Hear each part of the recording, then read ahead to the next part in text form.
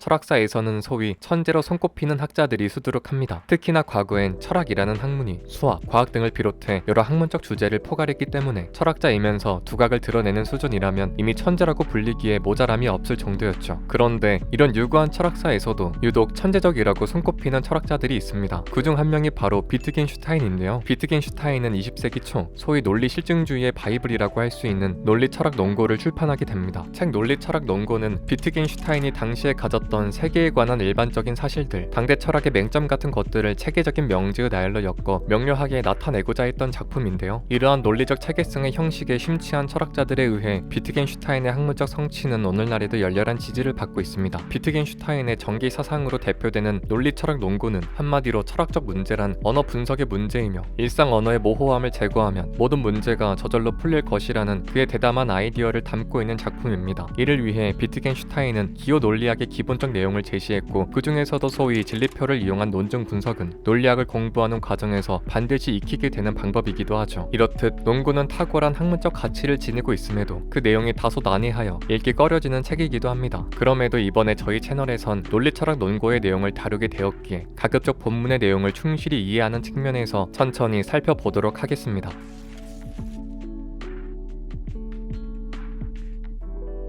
비트겐슈타인에 따르면 세계는 사실들의 총체입니다. 여기서 사실이라는 것은 몇 가지 의미로 이해될 수 있습니다. 먼저 사실은 논리적 공간 속에 있는 것들입니다. 논리적 공간이란 우리의 구체적인 현실 세계와는 다른 사물 이외의 무언가가 거주한다고 간주되는 어떤 개념적 차원입니다. 예컨대 1 더하기 1은 2라는 사실 같은 것들, 총각은 결혼하지 않은 남자다와 같은 논리적 맥락의 항들이 위치하는 공간이라고 할 수 있죠. 비트겐슈타인이 말하는 세계의 구성으로서의 사실이란 바로 이런 맥락의 공간에 위치한 사실들을 뜻합니다. 일종의 무시간적이고 논리적인 사실들인 거죠. 다른 의미에서 사실은 사태와 구분되어 정의됩니다. 비트겐슈타인은 사실이란 요소 명제들의 논리적 곱이 참일 때 거기에 대응하는 것이라고 말합니다. 반면 사태는 어떤 한 요소 명제가 참일 때 거기에 대응하는 것이죠. 풀어서 설명하면 사태란 어떤 단순한 진술이 참인 경우, 예컨대 철수가 기차를 탔다 같은 진술이 참인 경우 이를 하나의 사태라고 부를 수 있습니다. 반면 사실은 철수가 기차를 탔고 기차 안에서 라면을 먹었다처럼 사태들의 결합이 참일 때 그것을 지칭하는 말입니다. 따라서 사실은 사태들의 존립이라고 표현할 수 있겠죠. 세계 안에 놓인 사물의 본질적 요소는 한 사태의 구성 요소가 될 수 있다는 것입니다. 사태는 대상들의 결합이며 이러한 결합 가능성이야말로 대상의 형식, 즉 조건을 이루는 것이죠. 앞서 얼핏 드러난 것처럼 논리적 세계란 무시간적이고 논리적인 필연적 사실들로만 이루어진 공간입니다. 즉 논리적 차원에서 우연적인 것은 없으므로 사물의 사태에 드러난 것은 그 사태의 가능성이 이미 사물 속에 선재되어 있다는 것이라고 볼 수 있죠. 말하자면 사실은 사태로 이루어져 있고 사태는 사물을 포함한 대상들의 결합으로 이루어지는데 이 사실이라는 것은 이미 논리적 차원의 필연성으로 나타나기 때문에 그것의 요소인 사태의 가능성 역시 사물 안에 이미 포함되어 있다고 할 수 있는 것입니다. 비트겐슈타인에 따르면 우리는 어떠한 대상도 그것과 다른 대상들의 결합 가능성을 떠나서는 생각할 수 없습니다. 즉 우리의 사고는 본질적으로 이러한 가능성을 정초하며 인식하는 데 그 목적이 있는 것입니다. 이러한 가능성 아래 사물은 자립적입니다. 그런데 이 가능성 자체가 사물의 결합 가능성이라는 어떤 필연적 조건을 나타내고 있으므로 사물의 자립성은 비자립적 형식을 띠게 됩니다. 결합 가능성 안에 놓인 자립성이기 때문이죠. 대상을 안다는 것은 그것의 내적 속성들에 대한 알미라고 비트겐슈타인은 설명합니다. 사물의 외적인 속성, 예컨대 외양이나 장식 같은 것들은 우연적 차원의 것으로 이에 관한 건 진정한 알미라고 할 수 없습니다. 모든 대상은 그것이 포함하고 있는 가능한 사태들과 함께 주어지며 따라서 모든 사물은 일종의 가능한 사태들의 공간에 있습니다. 다만 그러한 사태는 가능성으로 존재하기 때문에 실제 현실에서 그 사물과 관련된 특정 사태들은 일어날 수도 있고 일어나지 않을 수도 있겠죠. 이러한 공간적 대상은 어떤 무한한 범주에 놓여야 합니다. 예컨대 색깔이나 소리의 높낮이, 촉감의 범주를 생각해 볼 수 있겠죠. 색깔이라는 범주는 색 배합을 통해 이론상 무한한 가지수를 만들어냅니다. 소리의 음 차이나 단단함과 부드러움의 촉감 차원에서도 마찬가지로 무한한 스펙트럼을 발견할 수 있죠. 공간적 대상은 바로 이러한 스펙트럼에서 나타난다는 것입니다. 또한 대상은 기본적으로 단순하며 그것들이 합성되어 나타난 복합체에 관한 모든 진술은 그것의 구성 요소로 환원할 수 있습니다. 즉, 이 세계를 구성하는 근본적인 대상, 사물의 차원은 아주 단순한 수준으로 이루어져 있으며 우리가 보는 복합체들은 그것들의 합성일 뿐이라는 거죠. 우리가 세계의 실체라고 말할 수 있는 대상들은 아주 근본적인 차원으로 규정되어 다른 무언가로 환원될 수 없어야 하기 때문입니다.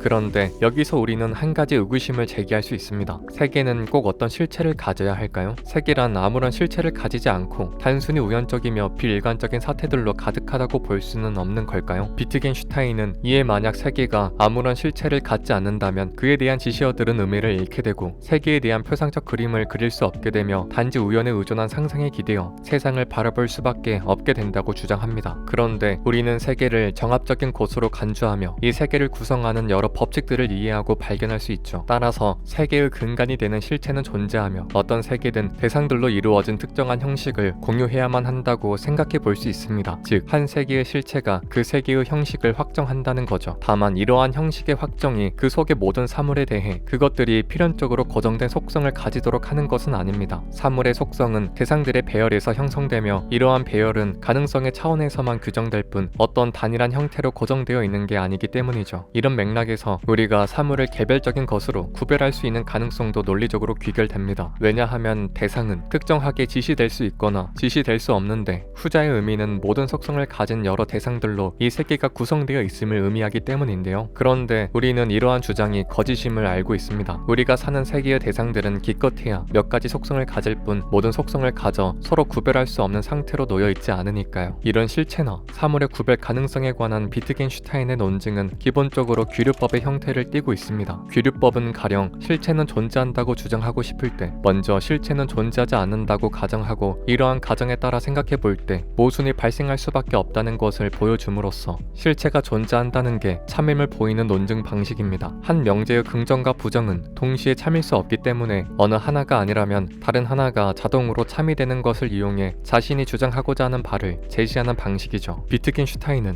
실체는 일어나는 것으로부터 독립적으로 존립하는 것이라고 말합니다. 즉, 사태 내에 있으면서도 형식적으로나 내용적으로나 확고한 존재를 유지하는 게 실체라는 거죠. 여기서 대상들의 형식은 공간, 시간, 색깔 같은 것을 나타냅니다. 비트겐슈타인은 대상들이 존재할 때만 세계의 확고한 형식이 존재할 수 있다고 주장하는데요. 말하자면 대상의 존재와 그 형식은 불가분의 관계에 놓인다는 것입니다. 대상들의 배열은 사태를 형성하며 이러한 사태들은 사슬고리처럼 복잡하게 서로 얽혀 있습니다. 그는 사태 속에서 대상들이 연관되어 있는 방식이 사태의 구조이고 형식은 구조의 가능성이라고 덧붙이고 있죠. 비트겐슈타인은 이러한 세계상을 그림에 곧잘 비유하곤 합니다. 여기서 그림이란 현실의 모형을 뜻하며 우리가 언어나 표상으로 그리는 세계상을 지시합니다. 비트겐슈타인은 그림과 현실의 관계를 다음과 같이 말하고 있습니다.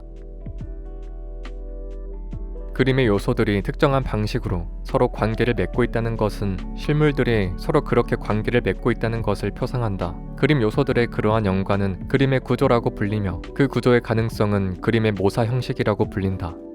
그림 내 모사 관계는 그림의 요소들과 실물들의 짝짓기로 이루어집니다. 이러한 짝짓기는 둘 사이에 어떤 공통적인 것을 지녀야 가능한데요. 예컨대 우리가 외부에 존재한다고 간주되는 책상 위에 놓인 사과와 그것을 보고 그것에 관한 이미지를 형성한 머릿속 그림 사이에는 사과라는 어떤 객체를 지시하는 공통점을 지닌다고 할 수 있습니다. 그러나 이러한 모사 형식이 정확히 어떤 것인진 우리가 말할 수 없는 영역이라고 비트겐슈타인은 덧붙입니다. 그림과 세계 사이의 모사 관계는 단지 보여질 뿐이라면서요. 그림은 상이한 관점에서 대상을 묘사할 수 있으나 그림은 자신의 묘사 형식 밖에 서 있을 수는 없습니다. 말하자면 우리는 방 안에 놓인 책상 위의 사과를 동서남북, 위나 아래 등 여러 측면에서 관찰할 수 있지만 그 어떤 관찰의 시점에서도 방 밖의 모습은 담길 수 없다는 거죠. 그림의 모사 형식이 논리적 형식일 때 그 그림은 논리적 그림이라고 부를 수 있으며 이 논리적 그림은 세계를 모사할 수 있습니다. 이때 그림은 모사된 것, 즉 현실과 모사의 논리적 형식을 공유하기에 마치 종이에 그려진 지도를 보고 현실의 정확한 위치에 도달할 수 있는 것처럼 논리적 차원에서 세계에 관한 정확한 표상을 가지게 되는 거죠. 그림은 현실과 일치하거나 일치하지 않기 때문에 이러한 참, 거짓을 판별하려면 결국 현실과 비교해야 합니다. 즉, 오직 그림만 가지곤 그것이 참인지 거짓인지 인식할 수 없으며 따라서 선천적으로 참인 그림은 존재하지 않는다고 비트겐슈타인은 또한 말하고 있습니다. 이렇듯 비트겐슈타인은 인식과 세계의 대응 관계를 하나의 그림을 그리는 일에 빗대어 표현하고 있는데 그 때문에 그의 전기 이론의 한 측면에서 이른바 그림 이론으로 불리게 된 것입니다.